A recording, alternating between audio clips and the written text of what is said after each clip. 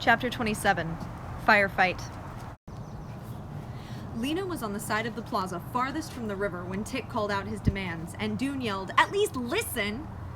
When she heard his voice, she tried to make her way towards him, but the crowd was so dense and turbulent that she couldn't get through. Tick's warriors were everywhere. The sun flashed off their steel rods and pipes and jagged pieces of glass. She was worming her way among the dozens of shoving and shouting people when Ben fired the weapon. She heard the sound of a chain of loud pops, and the people in front of her screamed and scrambled backward. Lena ducked and put her hands over her head. She stayed that way as people pressed past her and stumbled over her, and in a moment, the popping noise stopped. Then there was a bang and more shouts, and when she dared to stand up and look, she saw the pine tree was on fire. The flames were small at first, creeping along just one branch, with sudden flashes as dry bunches of pine needles caught fire. But in seconds, the flames grew bigger. They leapt and crackled. Black smoke rose in a pillar into the air. The crowd pressed backwards, crashing against each other. The people of Ember, for whom fire was rare and terrible danger, stared upwards with their eyes wide and their mouths gaping. Some of them screamed. Some were too frightened to make a sound. Such a terror came over Lena that she couldn't move, except to stagger a few feet back along the crowd. Her eyes were fixed on the flames, the terrible orange hands reaching up into the branches of the tree. A voice in her mind screamed, "Run! Run!" But she couldn't run. Her legs wouldn't work. It was all she could do just to hold her up. A voice cried out, "Someone's in the tree!" And Lena looked up through the smoke just long enough to see the upper branches thrashing and get a glimpse of something white moving among them. Then she was surrounded again by struggling people. She tripped over a piece of pipe rolling on the pavement and fell to her knees. When she managed to get to her feet again, the mass of people had pressed back behind her, and she found herself near the front of the crowd. On the steps of the town hall, she saw Ben lying motionless, sprawled on his back. Wilmer bent over him, and Mary Waters shouted, "Fire truck! Fire truck!" The fire had leapt from the pine tree to the town hall tower. Flames licked up its wall. That was when Lena heard a wild laugh from behind her. "Let it burn!" someone cried. "Let it burn! It's their punishment! They deserve it!" She recognized the voice. It was Tick. Others took up the cry, "Let it burn!" They shouted, and a chorus of voices raised a harsh, triumphant cheer. The people of Ember were packed together at the far south end of the plaza now, as far from the town hall and the fire as they could get. A few ran to the streets to get away, but most of them waited to see what was going to happen.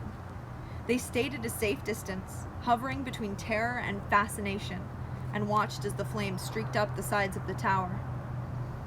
The people of Sparks were running in all directions. The shopkeepers grabbed buckets and ran to the river and filled them with water, but most of the fire was high above their heads, impossible to reach. They flung the water into the air and stood with empty buckets, watching the tower burn. The 2 fire trucks arrived, their drivers standing up and lashing the oxen to make them trot. Water sloshed from the big barrels on the trucks' beds. As soon as the truck stopped, people jumped onto them, grabbed buckets, and began dipping buckets in the water.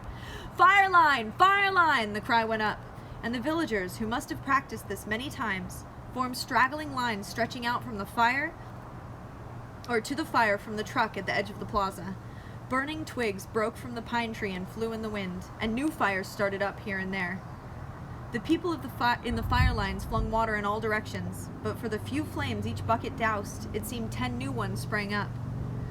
Lena's heart was beating so hard it drowned out all her thoughts. She wanted to run, to get away from here, but something paralyzed her. Part of it was fear of the fire, part of it was fear of something else. Fear of an idea that was trying to come to the surface of her mind. She didn't want to hear it. "Pay attention," a voice whispered to her. She tried to push it away.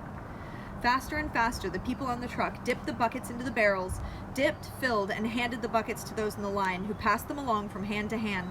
The last person in line, the one standing nearest the flames, flung the water, which hissed and streamed and put out a few flames. Tick and his warriors, along with the rest of the people of Ember, watched all of this as if it were a frightening but fascinating show. Tick and a few of the others cheered, but most people just gazed goggle-eyed as the flames blackened the town hall.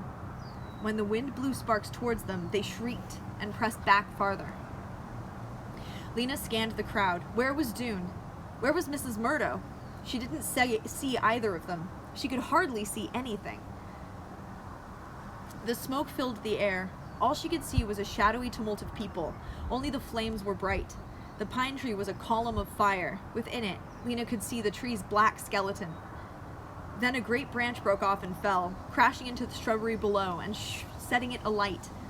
A terrified clamor rose from the people of Ember, and now, instead of pressing backward, many of them turned and ran. Lena stayed where she was. She felt as if she were being gripped by two large hands. One pulled her backward, away from the fire, back towards the streets of the town, through which she could run to safety. The other pulled her forward into danger, urging her to do what she suddenly knew was right. It was a good thing. It was what she'd been waiting for. But she didn't want to do it. I can't. She thought, I don't want to. I'm too afraid. Someone else will do it. Not me. Not me. I can't. At that moment, the tower collapsed. Its walls crumbled. The roof caved in, and flames shot up from the hole. The flagpole came hurling down like a spear. The blackened walls leaned and toppled. And the fire was everywhere. Flaming branches and tufts of needles blown by the wind landed in the dry grass at the edge of the plaza and the trees by the river and the thatched roofs of the market stalls. "There!" cried the people in the bucket line, pointing. "There and over there!" The lines twisted around, the buckets traveled faster and faster from hand to hand, and those at the front of the lines tossed the water this way and that. But there were too many fires and not enough people to keep up with them. "It's now," Lena thought. "I have to do it. I will do it." Quickly then, before she could change her mind, she ran. She ran with a hammering heart, with her head down and her hands in fists. She ran as if fighting a powerful wind, out across the plaza by herself, and when she reached the nearest bucket line, she pushed her way in. "Traitor!" shrieked a voice behind her. It was Tick's voice, that voice like a cutting blade. Lena heard it, but she paid no attention. "Traitor! Traitor!" Nick cried again, and his warriors echoed him. "Traitor!" They yelled, jumping backwards when the sparks flew too close. Doom got out of the tower just in time. He had to almost throw Torin down the stairs and then take them 3 at a time himself. Torin ran off somewhere as soon as he went out the back door, but Doom dashed around the plaza, staying close to the market stalls, and joined the crush of Emberites in the south end. Panting, he stared back at the ruin he had escaped. From the black spine of the pine tree, the smoldering boards of the town hall, he watched as the flames consumed the building and the tower collapsed. He saw the fire lines snaking among the scattered blazes, and he heard Tick's laugh ringing out over the clamor. "Burn! Burn!" yelled Tick, and the other voices chimed in with his, "Let it burn! Serves them right!" For a moment, Doom stood there, stunned. His mind was blank. It seemed that war surged around him, but not the war he had imagined. Where did he belong in this battle? Who was his enemy and where were his friends? Noise and confusion assailed him. His eyes stung. His legs were shaking. And then he saw Lena break away from the crowd and run across the plaza. He heard Tick and his warriors screaming, "Traitor!" And he felt as if suddenly his eyes had opened, though they hadn't been closed. And he wakened from a bad dream. The air around him seemed to become clear.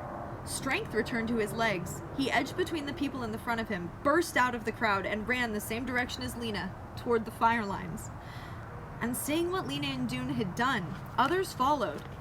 Clary pushed through the crowd and ran forward, and Mrs. Murdo went after her, taking long, quick strides and holding up her skirts.